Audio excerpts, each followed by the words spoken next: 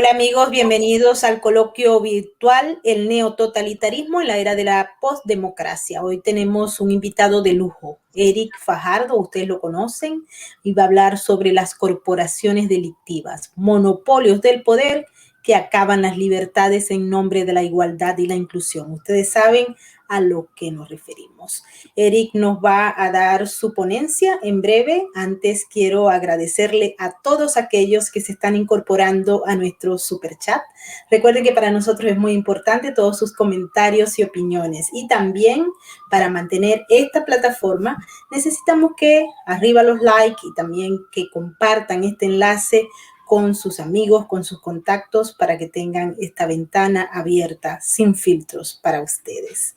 Y bienvenidos todos los moderadores, mil gracias por ayudarnos, Finky Nesta, Tamaris López, Migdalia Chirinos y Loli Espinosa. Ahora sí vamos a darle la bienvenida a nuestro invitado. Muchísimas gracias, Eric, por estar con nosotros en este coloquio, que como te digo, busca llevar más información, conocimiento a nuestra audiencia para que ellos tomen sus propias decisiones.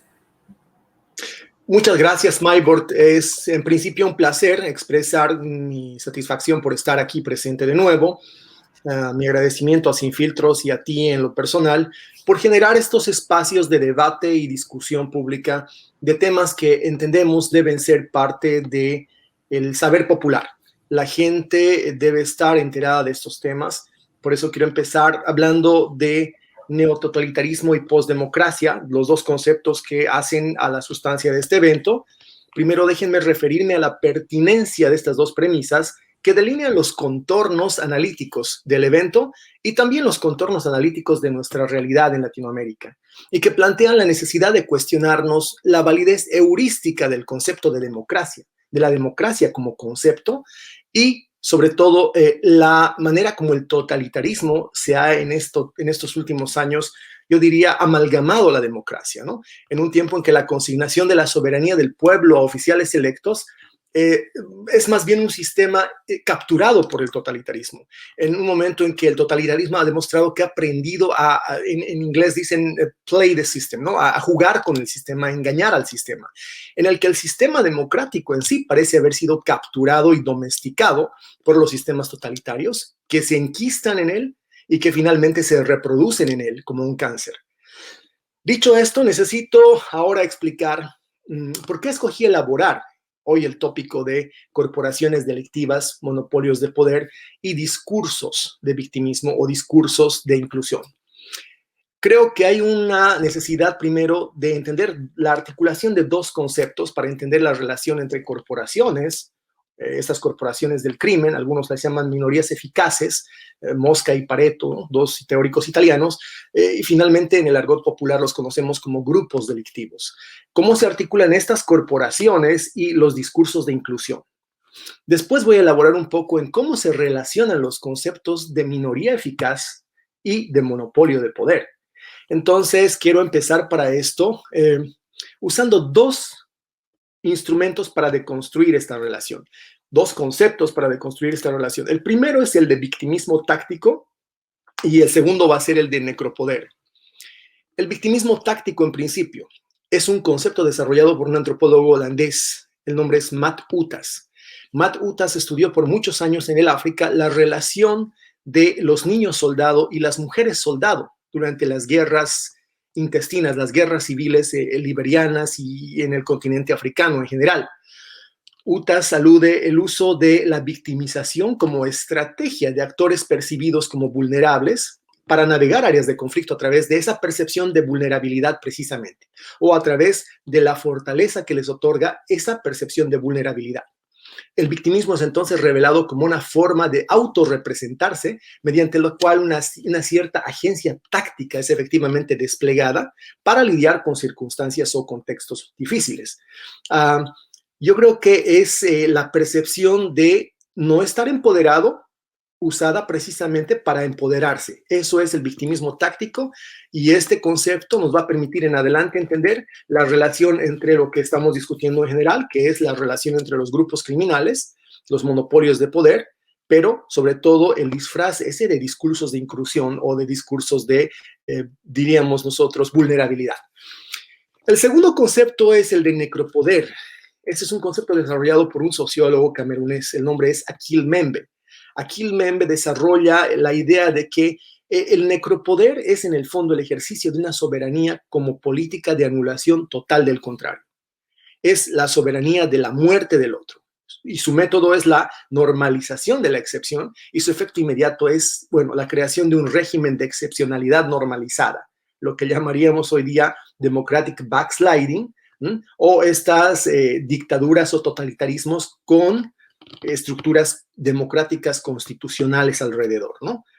¿Por qué creo que es importante el desarrollo y el entendimiento de esos dos conceptos para discutir el tema en cuestión hoy día?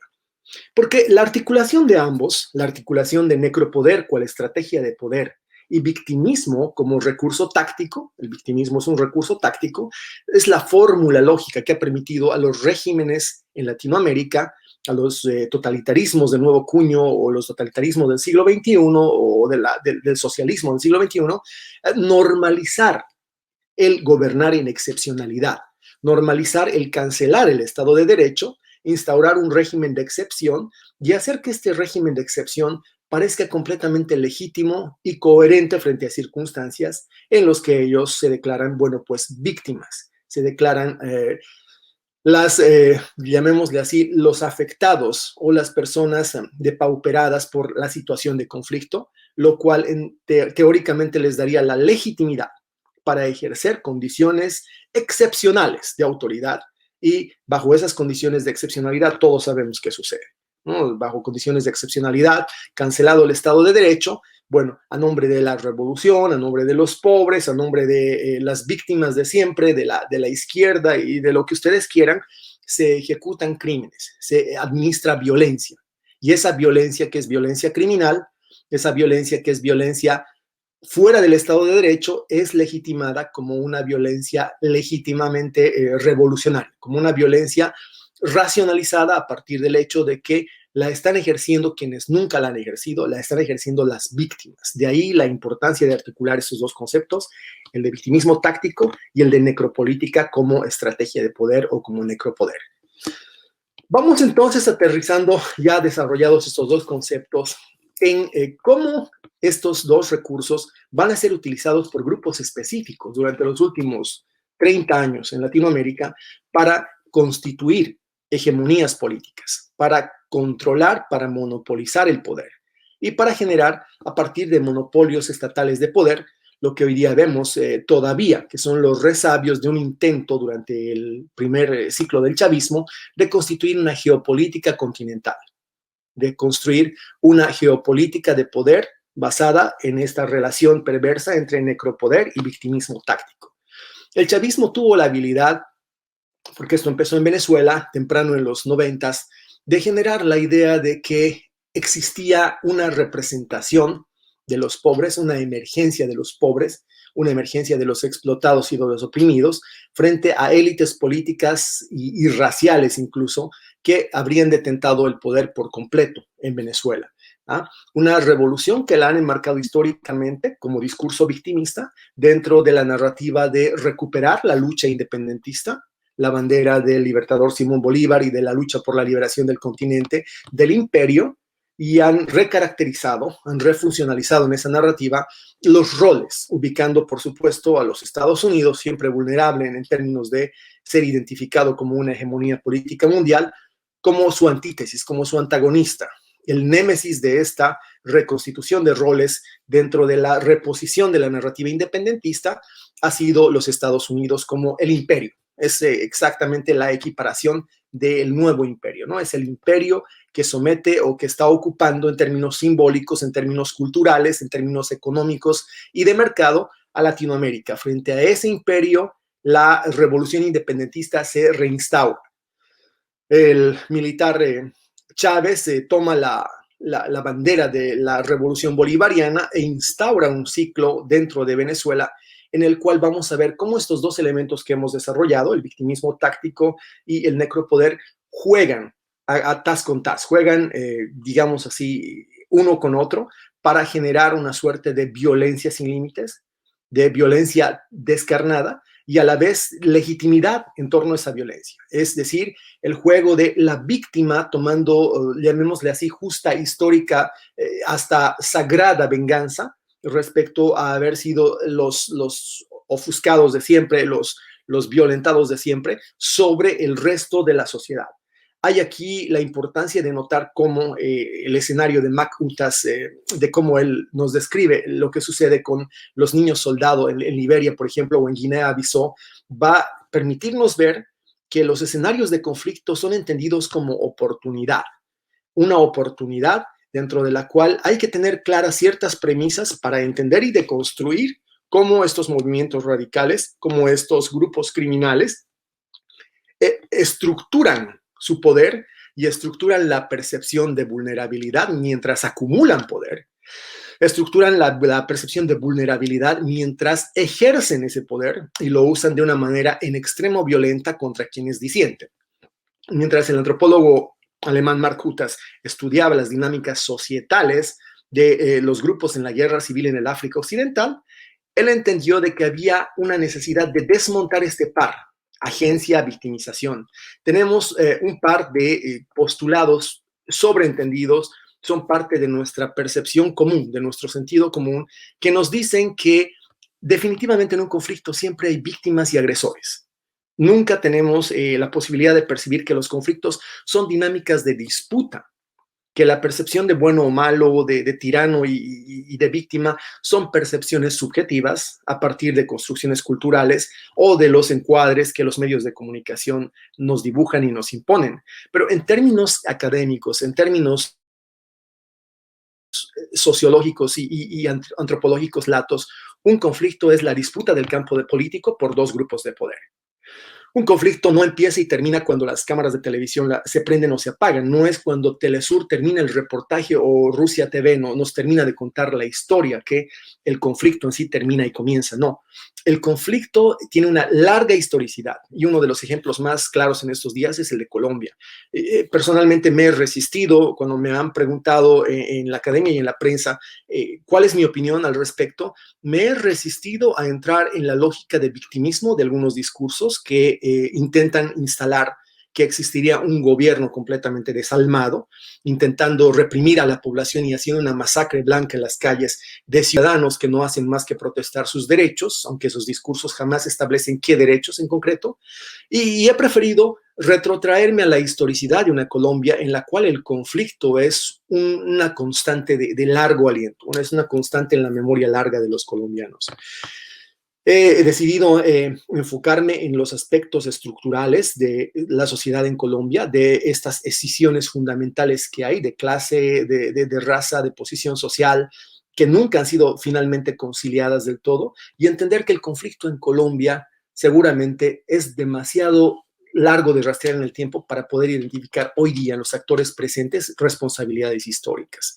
De esta manera es que entiendo que en Venezuela, en Colombia, en Bolivia se suscita la relación entre el victimismo táctico y el necropoder de una manera en la que emboza, en la que enmascara que hay grupos de acción directa ejerciendo violencia política extrema, pero que no son accountable en ningún momento por esa violencia porque se representan y se imaginan a sí mismos como víctimas de un conflicto que en los términos de la narrativa bastante eficaz, por supuesto, siempre desde la media tradicional o la media liberal, son entendidos como ejercidos desde el Estado hacia la población. No hay una comprensión de tres preceptos que Mac Utas nos ayuda a entender y que me parece que son determinantes para desmontar nuestra percepción, nuestra falsa percepción de cómo un conflicto se suscita y si hay o no hay víctimas y si no hay o hay víctimas y agresores. Estos tres son los postulados que Mac Utas nos lega de su teoría de victimismo táctico. Una es que no existe agente sin agencia. Lo que quiere decir que no se puede imaginar individuos sin capacidad de ejercer poder. El segundo es que la agencia es usada como poder precisamente desde la percepción de vulnerabilidad de la gente. Cuanto más desvalido, cuanto más vulnerable se percibe a un grupo, este grupo es más capaz de ejercer agencia o lo que conocemos como poder. Y el tercero es de que hay una falsa percepción de que el poder radica en las estructuras, de que el poder le pertenece al Estado, de que el poder es policía, partido, gobierno, cuando el poder es en realidad, y ahí Matt Utas recoge a Michel Foucault, el poder es en realidad microfísico. El poder se genera en los intercambios simbólicos entre individuos. De esto desprendo de que, lejos de estar en las Fuerzas Armadas, el gobierno, la concentración, el monopolio, la hegemonía de poder, el poder está en realidad en la capacidad de organizar masas y en cómo los individuos generan dinámicas de contrarrestar, de tomar espacios físicos, tomar espacios simbólicos, ocupar redes sociales, finalmente de poner gobiernos. Lo hemos visto en Chile, lo hemos visto en Colombia durante esos días, y en Bolivia lo hemos visto en un ciclo de 30 años, quienes somos de ese país, en el cual de generar inestabilidad a gobiernos catalogados como agentes del imperio, a gobiernos catalogados como oligarcas o finalmente a gobiernos catalogados como enemigos del pueblo, estos grupos de interés han generado la suficiente inestabilidad y el suficiente poder social de facto para instaurar gobiernos. ¿Cómo es esto peligroso? ¿Cómo es que estos grupos de interés se convierten en verdaderas organizaciones criminales? Es cuando lo social, las reivindicaciones políticas, los grupos revolucionarios de izquierda, los ejércitos revolucionarios, como el que había en Colombia en los años 80 y 70, de repente se engarzan, se amalgaman con un proceso de economía paralela que en Latinoamérica ha determinado el éxito del chavismo, el éxito de los procesos de victimismo táctico y necropoder en Colombia, en Bolivia, en el Perú y, por supuesto, en Venezuela. El narcotráfico.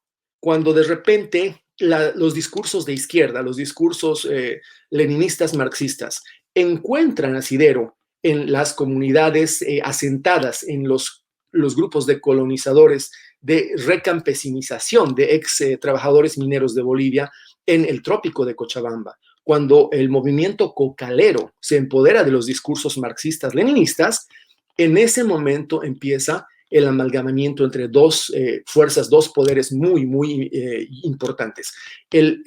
Llamémosle así, la cultura de movilización histórica de la izquierda sindical, de la izquierda proletaria boliviana y la economía en ese entonces floreciente del narcotráfico. Esto sucede cerca a mediados de los años 80, y de ahí nace pues el partido MAS, el Movimiento al Socialismo. Es un ciclo muy parecido al que sucede con el ELN seguramente en Colombia, cuando de repente los discursos marxistas en la selva se colidan con la economía de la producción de cocaína, de la producción de pasta a base de coca, de repente consiguen capital industrial los discursos de esta naturaleza. El Movimiento al Socialismo es un partido que empieza a partir de esa discursividad que reivindica el esencialismo étnico, que reivindica la raza, reivindica sobre todo la naturaleza del tipo de producción que se realiza en torno a la hoja sagrada, le dicen ellos, la simbolización de la coca, construye una organización política que va a ir conquistando primero el poder local, municipios. Sé que esto es muy similar a lo que ha sucedido en Colombia, después inmediatamente el nivel intermedio y finalmente se lanzan al gobierno, donde después de desestabilizar en paralelo a su crecimiento institucional a los gobiernos nacionales, terminan por tumbar el año 2003 a un gobierno que de por sí ya venía muy deteriorado, el de Sánchez de Lozada, y hacerse del control del Estado. Desde ese momento, esa ecuación de la que estamos hablando, que estamos tratando de desmontar, la ecuación de los grupos de interés o los grupos delictivos, en este caso la economía en torno al narcotráfico hecha partido político, el monopolio de poder, es decir, la tenencia del Estado y los discursos de victimización, esos discursos de inclusión que dicen nosotros somos los pobres que nunca hemos tenido poder, se juntan en una alquimia terrible, una alquimia que va a constituir lo que tenemos hoy día en Bolivia, un narcoestado. Un narcoestado es precisamente donde han tenido éxito esta receta, esta fórmula, esta mezcla de elementos que hemos hoy día deconstruido y que pienso que hacen un poco a la receta en general de lo que ha pasado en Colombia, no en el éxito que seguramente esperaban, pero sí definitivamente empoderando importantes cuadros, importantes agentes de esa mezcla entre revolución socialista y narcotráfico y llevándolos a su parlamento en Bolivia y pronto probablemente pueda suceder en Perú. Es decir, hay que tener mucho cuidado, pienso que es muy vital en estos días llevar la discusión que estamos planteando hoy, llevar la deconstrucción de la relación entre grupos criminales, monopolio de poder y discursos de inclusión al campo de lo académico y discutir a partir de categorías completamente aceptadas dentro de la academia, como la teoría de Matsutas, la teoría de Agamben o de Achille Mbembe, discutiendo a partir del micropoder, del necropoder, del victimismo táctico, cómo es posible interpretar y caracterizar estos fenómenos sociales y explicar de qué manera han podido hacerse poder, hacerse Estado y gobernar lo que hoy día es nuestros países en Latinoamérica. Creo que eso es lo que tengo que decir al respecto, Maybord. Excelente exposición, Eric. Cuando se plantea este modelo de que son economías criminales, que se unen a un Estado y que coordina todo el proceso para convertir a la sociedad en rehén de estos grupos poderosos que los controlan, los manejan y tienen la intención además de llevar el control a otros espacios. Uno se pregunta, ¿dónde están las defensas del Estado? Las democracias que languidecieron en América Latina en el siglo pasado no tenían el sustento, la fortaleza para poder pelear con esto. ¿Qué fue lo que se hizo mal? No es vindicable, no es, creo, de ninguna manera justificable el enorme deterioro de la legitimidad del sistema anterior. Por eso que me parece tan importante los ejes temáticos que has planteado como marco de este evento. Pienso que de por sí la democracia como la conocemos, la democracia representativa, venía ya un tiempo agotada, venía un tiempo ya desgastada como modelo. La democracia en sí, muchos teóricos actuales de la antropología la cuestionan como posibilidad, la cuestionan en su potencialidad de ser un modelo que se constituye en lo que prescribe, es decir, un modelo de inclusión plena en la que todos tengan un voto, todos tengan una palabra, y nos retrotraen a la democracia como fenómeno primigenio en Grecia. En Grecia no todos eran ciudadanos, y no todos los que vivían en Grecia votaban, y no todos los que vivían dentro del Estado griego, dentro de la polis, tenían los mismos derechos, los derechos de ciudadanos. Había una profunda discriminación y hay quienes establecen que la democracia, lejos de tener una idea de generalizar y universalizar la inclusión, lo que en realidad establecía era un apartheid. La democracia es un mecanismo de apartheid, así es como se concibió al menos en Grecia, en la que solo pueden votar los ciudadanos, en la que solo los nativos de un determinado estado tenían la posibilidad de ser parte de esa democracia. Entonces, en concepción, la democracia ya viene estos días siendo cuestionada fuertemente desde las corrientes del internacionalismo y de la, llamémosle así, del fenómeno de la globalidad. Entonces, lo que debemos hoy día es pensar esa democracia, pensar qué tan posible es, porque estos gobiernos empezaron a tener un auge precisamente cuando entendieron que la democracia podía ser capturada. La democracia era un vehículo, la democracia era un concepto teórico del cual se podían valer. Yo soy siempre muy crítico cuando se me habla de democracia en Latinoamérica, porque hoy día los totalitarismos administran democracias. Por lo menos en términos formales, los sistemas democráticos son los que les ayudan a camuflar todo el ejercicio de violencia que hacen y todo el ejercicio de totalitarismo que ejercitan dentro de sus estados. El caso de Evo Morales es el más clásico, digamos, es el prototípico. Él ha gobernado por 15 años Bolivia, dentro de un sistema en apariencia democrático, un sistema que venían en términos de auditaje, senadores, parlamentarios americanos y parlamentarios europeos, y los revisaban de pies a cabezas, y formalmente era un sistema democrático.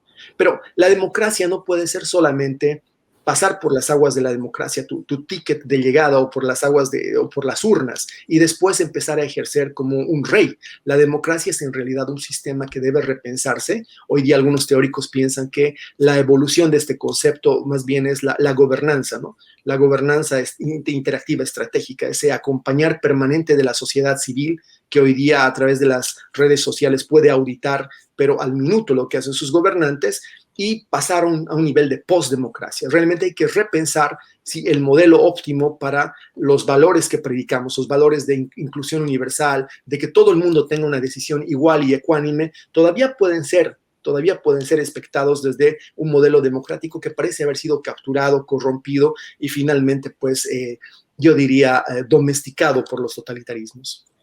Estamos al frente de un escenario llama la atención a nivel internacional, como es el de Colombia, donde hay un gobierno constituido con unas instituciones que están golpeadas por todos los procesos que se han dado y además por la pandemia, que golpeó duramente la capacidad de respuesta del gobierno y el aparato productivo para el sector económico.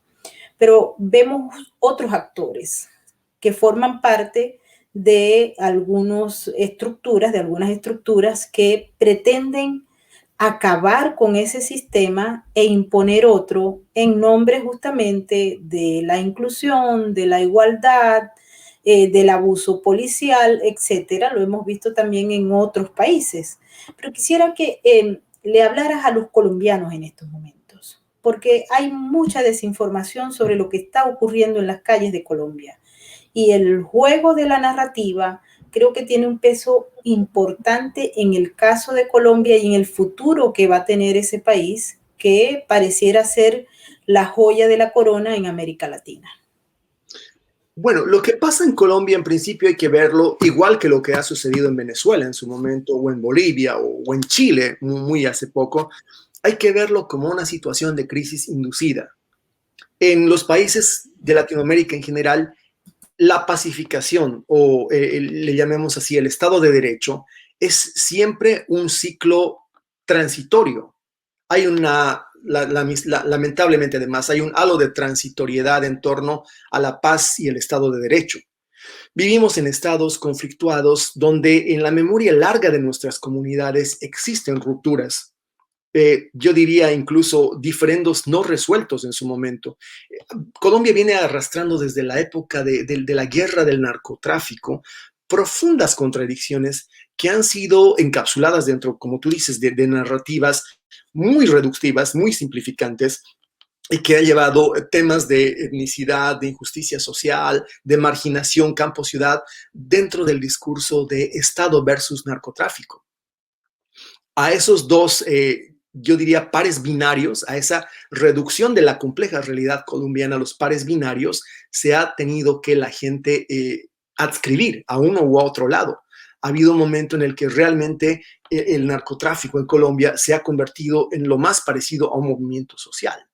No por la virtud en sí de ser un movimiento social, sino porque estas narrativas binarias, esto rayar en el piso y decirle a la gente o estás al lado de nosotros o eres parte del problema, ha ayudado a que en Colombia se cultiven de muy largo aliento resentimientos históricos entre grupos, incluso familias, comunidades, y es lo que hemos visto estos días en Cali, por ejemplo. Hemos visto ciudadanos contra ciudadanos. No se puede hablar definitivamente de Estado contra sociedad civil. Ha habido grupos de ciudadanos contra ciudadanos y ha habido violencia extrema. Por supuesto que hay discursos y narrativas que buscan decir de que el Estado está masacrando ciudadanos y de que los ciudadanos que no son parte de esta supuesta revolución pacífica, así como la describen quienes en realidad son coorquestadores de la violencia, bueno, pues son paramilitares, en Colombia les dicen paracos, pero no es así de simple, no es como ser parte de la revolución o ser parte del gobierno dictatorial, golpista, fascista. En el fondo, en Colombia hay enemistades o hay diferendos no resueltos de muy largo tiempo. Están adscritos a la memoria larga de los colombianos y en tanto Colombia no sea capaz de resolverlos de una manera estructural, no va a resolver absolutamente nada deponiendo gobiernos. Yo pienso que Colombia está tristemente, parece hasta un guión internacional en la situación en la que estuvo hace un poco más de un año atrás el gobierno de Chile. En mitad de la pandemia, movilizaciones, cuyo único propósito parece ser mover fundamentalmente incluso las reglas más básicas de coexistencia de un Estado, la Constitución, para permitir que suceda lo que ha sucedido, por ejemplo, en Venezuela y en Bolivia. Un cambio de constitución es un cambio radical de reglas de juego que lo que le permite a quienes ejercitan el victimismo táctico y el necropoder es precisamente consustanciar su naturaleza de víctimas, constitucionalizar esta narrativa que tú dices, donde siempre van a ser ellos las víctimas a pesar de que ejerciten la violencia más brutal y garantizar mediante esta reconstitucionalización de las reglas de juego su monopolio de poder. El otro día yo tuiteaba y me parece importante decir que en Colombia no hay ni ángeles ni demonios. Es un país dramáticamente polarizado en un conflicto histórico latente, en el que la intención política y la ideología reavivaron las fobias de colombianos que se han resentido en silencio por décadas. En Colombia no caben ni maniqueísmos ni reduccionismos. No hay ángeles ni demonios. Creo que esa es mi opinión sobre Colombia. Si nos vamos a Chile, cuando se produjeron los eventos que tenían de alguna manera un parecido a lo que había pasado en Ecuador o en otros países, el gobierno de Sebastián Piñera tomó decisiones, cedió a las protestas y muchos dicen que fue más allá, prácticamente se entregó. Hoy en día está por venir las elecciones para una nueva constituyente que va a cambiar la estructura del Estado, la estructura del país, y que le da a una minoría violenta un espacio importante en la toma de decisiones. ¿Cómo lees el resultado final? Tengo dos lecturas, porque tengo la lectura de lo que ha sucedido en Chile y tengo también la lectura de lo que pasó en mi país, donde todo lo que tú describes terminó ejecutándose en un cambio de constitución, y mira lo que tenemos hoy. Tenemos un narcoestado, ¿no? Tenemos ese aeropuerto de Chimoré, donde en un día salen 35 vuelos sin autorización de la Dirección General de Aeronáutica Civil, sin que se declare carga ni equipaje y sin que nadie sepa qué eran, a qué vinieron, qué se llevaron o qué trajeron, ¿no? Es decir, yo pienso que es importante entender que creo que en Chile lo que sucedió fue una decisión estratégica para evitar lo que en Bolivia pasó. En Bolivia, ya perdidas las calles, le torcieron el brazo al gobierno y finalmente tumbaron al Estado. Controlaron todo y pudieron controlar desde ahí la constituyente. Piñera, pienso que en una reacción muy madura, entendió que él estaba a punto de perder todo y que no lo iba a perder todo como Piñera o como partido, sino iba a perderlo como Estado. Y entonces le puso el freno para evitar que pudieran precisamente quienes ya controlaban las calles hacerse también de la institucionalidad política y desde ahí controlar esta constituyente. Veo esfuerzos dignos, veo esfuerzos decentes, muy loables, de evitar que la constituyente la controlen los grupos que desestabilizaron desde dentro y fuera de Chile, y veo también que existe una lucha, ahora es un campo político lo de la constituyente, para ver quién se queda con qué y de qué manera se convierte todavía en un espacio donde ella debate la asamblea. En Bolivia la asamblea constituyente no tuvo ninguna posibilidad de discusión o debate. Era tal la mayoría del gobierno de Morales en número de asambleístas que la constituyente fue un rodillo donde pasó todo lo que quiso el gobernante Movimiento al Socialismo.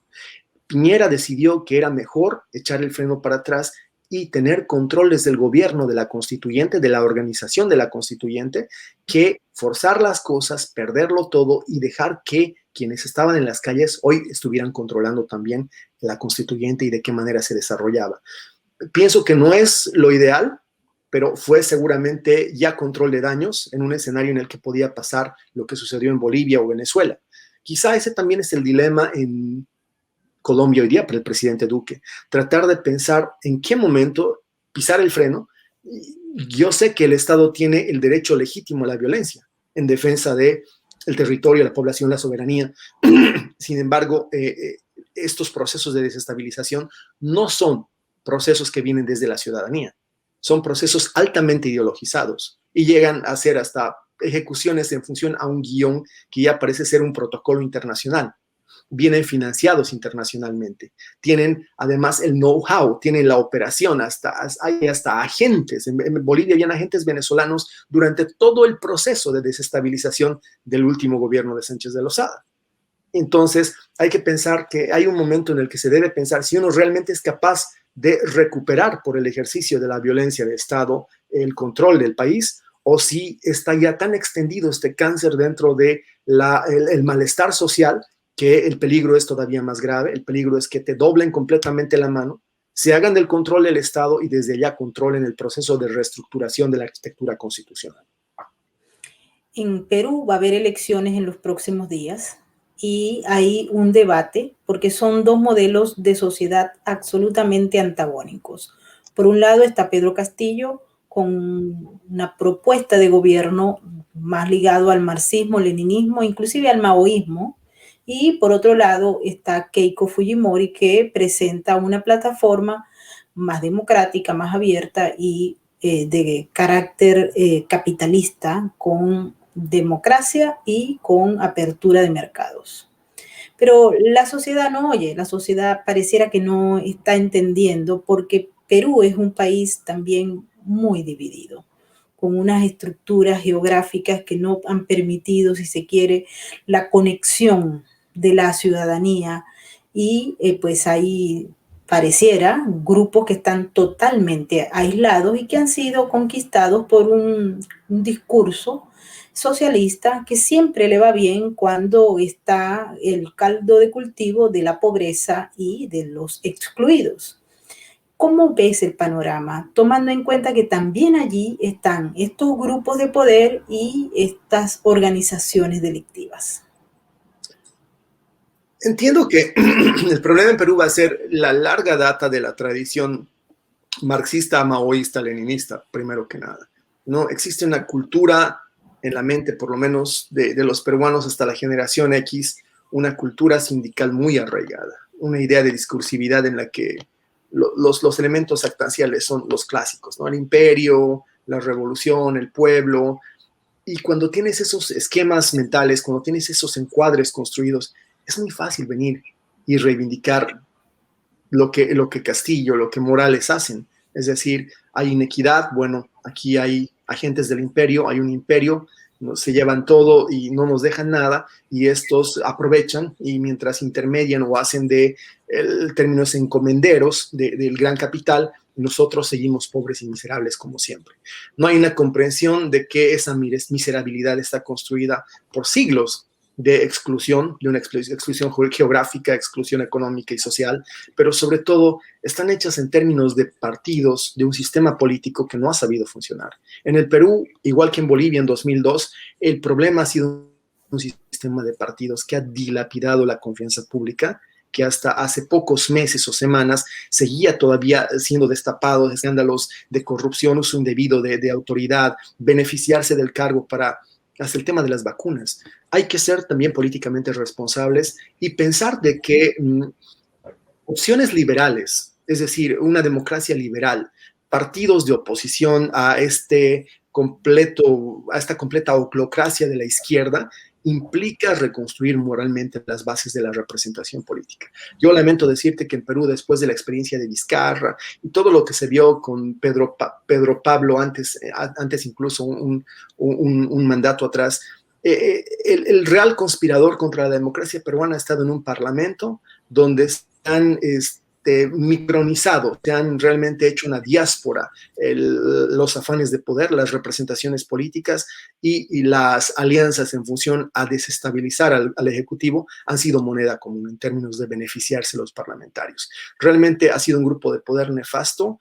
Pienso que el discurso de Keiko debiese alejarse cada vez más en lugar de abrazar la posibilidad de representar ese viejo Estado, ese l'ancien régime, es decir, el régimen caduco, y tratar de más bien significar que hay un mundo liberal, hay una propuesta democrática liberal, pero en términos del futuro, no en términos de volver a reponer lo que antes estaba, porque lo que antes estaba en el Perú en este momento, no creo que haya un solo peruano que esté de acuerdo en que vuelva. Ese va a ser el gran desafío, desmarcarse para ella sin perder los aliados, desmarcarse de esos discursos y de esa carga histórica de una democracia parlamentaria que para la gente ya no funciona más. No van a votar para que vuelva esa democracia parlamentaria, aunque quieran votar para que Keiko Fujimori le gane a Castillo o aun cuando no estén de acuerdo con Castillo. Y en el caso de Brasil, Eric, aquí tenemos otro resurgimiento de un liderazgo como el de Lula da Silva, que aparentemente, y te digo aparentemente porque soy de las que no cree en las encuestas, en los últimos años las mismas han sido extremadamente manipuladas, pero todo indica que el liderazgo de Lula da Silva no disminuyó. Y por otro lado se observa un Bolsonaro que ha sido satanizado por la prensa y por las redes sociales y por los grupos de presión. Y a pesar de todo el proceso que se ha dado, hay una parte de la población que sigue apoyando a Bolsonaro, pero el resurgimiento de Lula pone a Brasil también en jaque, además de la presencia de organizaciones criminales de alto nivel que hacen vida y operan en Brasil. ¿Cómo ves el escenario? Brasil ha sido la sede de lo que hoy día es el Grupo de Puebla. Antes era, tú te acuerdas, el Foro de Sao Paulo. Brasil es capital para esta lógica de internacionalización del socialismo del siglo XXI. Esta quinta, o no sé si es la quinta o la sexta internacional, ya que el comunismo intenta hacer parar, ¿no? El patrocinio de, sobre todo, y es por intereses económicos, no es ideológico. El patrocinio de Rusia de Rusia y China es determinante en lo que está pasando, no solamente en Brasil, sino también en el resto de los países de Latinoamérica. Hay una fuerte incidencia política, hay un fuerte lobby diplomático internacional de los países comunistas asiáticos, comunistas-liberales asiáticos, yo diría de la sociedad de libre mercado asiática. Hay una presión enorme de los grupos de interés económicos de la economía paralela del narcotráfico, y en Brasil es difícil desmarcarse de la realidad de que existen también fuerzas del crimen terriblemente organizadas y poderosas, que son también las que de cierta manera manejan el negocio del tráfico de drogas. Todo esto está construido en torno al cinturón de subalternidad, al gran cinturón de pobreza en el Brasil. Es precisamente el electorado que ellos necesitan, un electorado al que se llega con discursos muy simples, muy reductivos, con oposiciones binaristas de bien y mal, de justo e injusto, de tiranos, pueblo, y es precisamente esa la capa de la democracia que es más voluble a las narrativas de este tipo, a las narrativas de victimismo táctico, a las narrativas de necropoder, es decir, del ejercicio de la violencia revolucionaria contra los opresores, ¿no? Que en el fondo no es una violencia contra los opresores solamente, sino contra todo el que desiente. Al final le toma a este grupo de la sociedad, al menos instruido, al más grande y más extendido, al más sufrido, le toma siempre 5 años, a 10, entrar en conciencia del error que ha cometido. Pero, y a eso está apuntando, pienso yo, Lula da Silva, son muy hábiles para generar explicaciones muy simplificadas del mundo, que pegan, que tienen mucho arraigo en los grupos más desvalidos, y que sobre todo tienen la virtud de ser muy eficaces en términos de pedir el voto castigo. Es el voto castigo lo que ellos persiguen. Y el voto castigo es obviamente no a la pandemia, no a una situación global que hemos tenido de emergencia sanitaria, sino a quien ha estado tristemente por cuestiones incidentales a cargo del gobierno o a cargo del timón. No voy a santificar ni voy a justificar a Lula da Silva. Él tiene como todo gobernante, sus faz y sus bemoles, ha tenido sus claroscuros, pero definitivamente le ha tocado llevar adelante la pandemia en un país que ha sido terriblemente golpeado. Políticamente, ese grupo de la sociedad, el más decisivo, el más grande y también el menos instruido, va a tomar una decisión tristemente muy simplificante. Va a asignar culpa y va a castigar a alguien. Es claro que va a ser el presidente Bolsonaro por los desastres de la pandemia. Una pandemia que no sabemos si con un manejo diferente hubiese golpeado menos. No creo que haya una manera de saber aquello. Y sin embargo, el pueblo no lo va a entender así. El pueblo brasilero ha sufrido, tiene dolor, tiene un sentimiento profundo de necesidad de revancha, y va a asignar una culpa muy pronto. Es inevitable que esa culpa la vaya a cargar el presidente Bolsonaro. Otro caso que nos llama la atención y que es altamente preocupante es el de México, con Andrés Manuel López Obrador. Para nadie es un secreto que México es prácticamente la sede de las grandes organizaciones criminales que hacen negocio en los Estados Unidos y que mueven grandes poderes. Hay una especie de comulgación entre AMLO y algunas organizaciones criminales. Se ha notado que muchas veces el crimen organizado pudo aplastar al Estado mexicano, y como recuerdo tenemos el Culiacanazo y justamente la relación que tiene AMLO con los representantes grandes, como por ejemplo la mamá de Joaquín Chapo Guzmán, o el día que le dio la libertad a los hijos del Chapo Guzmán. Todo esto es discutido, pero en paralelo tenemos a un presidente que tiene unos altos niveles de popularidad que tiene un excelente mecanismo de comunicación, que es populista, que está llevando a cabo la revolución 4T en contra o a favor de los grupos de poder. Es un escenario complejo y está al lado de los Estados Unidos.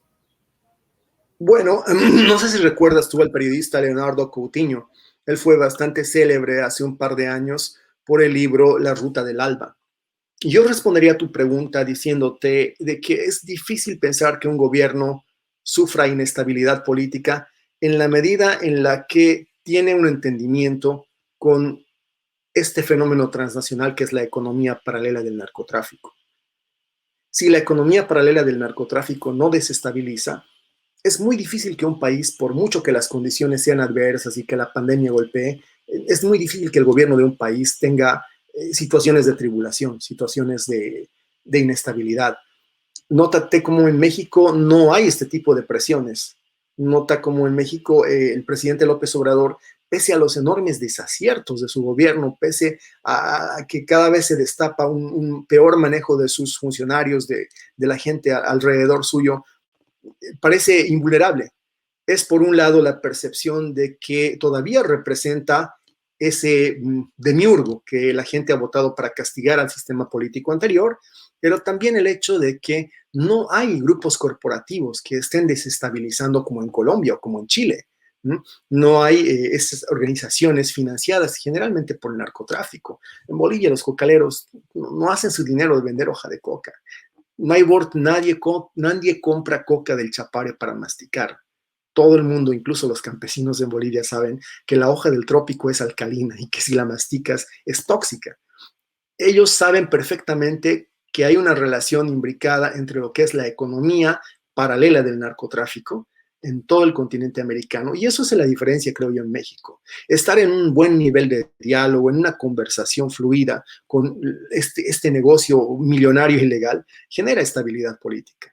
Definitivamente no es el mismo escenario cuando tú ves Colombia, Chile o el resto de otros países donde no hay gobiernos que la economía paralela al narcotráfico entienda que son amigos, gobiernos afines. Es bastante complicado. En Bolivia, el presidente Arce no tiene ningún atisbo de reclamo, pese a que hay terrible desconformidad social, pese a que la gente no está conforme ni con los salarios, pese a que realmente hemos dilapidado los recursos del Tesoro General, la deuda interna es enorme, pese a que ha consumido casi todo lo que son los fondos de pensiones de los jubilados del país. No hay ningún nivel de inestabilidad política para el gobierno de Arce, porque los grupos intermediarios, estos grupos, minorías eficaces que intermedian entre la sociedad civil y el Estado, están conformes, están con el gobierno.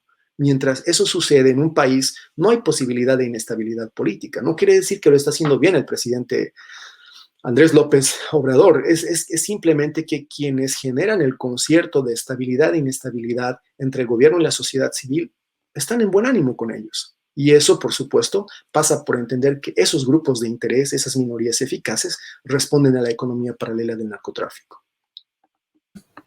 ¿Qué le dices a los ciudadanos? A los ciudadanos del mundo, a los ciudadanos de Latinoamérica, a los mismos latinos que viven en los Estados Unidos. ¿Cómo enfrentar este nuevo modelo y en una era post-democracia? Hay mucha gente que no sabe que perdió la libertad. En los Estados Unidos hay por lo menos 30 millones de hispanos que están de una o de otra manera viviendo, teniendo familias, un ingreso seguro, incluso beneficios de desempleo de un Estado que funciona. Pienso que hay que preservar lo que ha sido hasta ahora el único, en mi entender, modelo exitoso de una economía liberal y que tiene que ver con la existencia de un Estado fuerte, de un Estado solvente. He visto peligrosamente señales de que este cáncer que ha terminado de consumir los estados en Latinoamérica está tratando de reproducirse, de enquistarse y de hacer metástasis en los Estados Unidos. Si los Estados Unidos sucumben, si esto se convierte de repente en un estado clientelar, en un estado interventor, en un estado vigilante, si de repente entran los discursos marxistas-leninistas y la lógica de hacer política como en Latinoamérica, en los Estados Unidos, está todo perdido. Pienso que hay que tratar de preservar este espacio que hay en los Estados Unidos, del cual quienes más beneficiados son los migrantes, son quienes han venido escapando de sus países, como nosotros, a los Estados Unidos, a criar familias en un ambiente de seguridad, de garantías jurídicas, finalmente de presencia de Estado, de orden constitucional.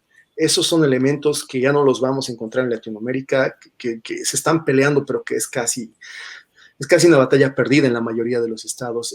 Hay que tratar de preservar los Estados Unidos. Es un espacio donde, acabo de darme cuenta, pronto vamos a ser la primera mayoría lingüística, los hispanos. El lenguaje más hablado en 5 años más va a ser en los Estados Unidos el español.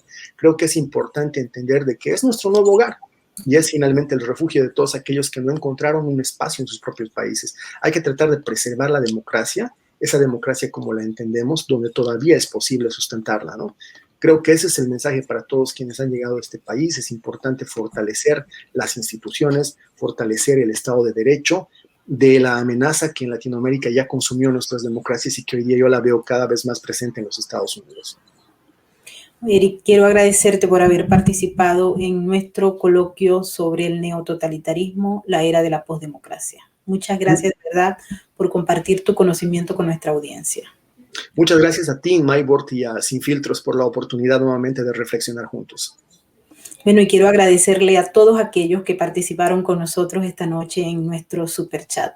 Muchísimas gracias por todos los mensajes y los comentarios. Los leemos toditos, ¿ok? Nos encargamos de leerlos y cuando tenemos tiempo los respondemos. Quiero agradecerle también a todos nuestros moderadores, Finky, Nesta, Tamaris López, Migdalia Chirinos y Loli Espinosa. Mil gracias por su colaboración.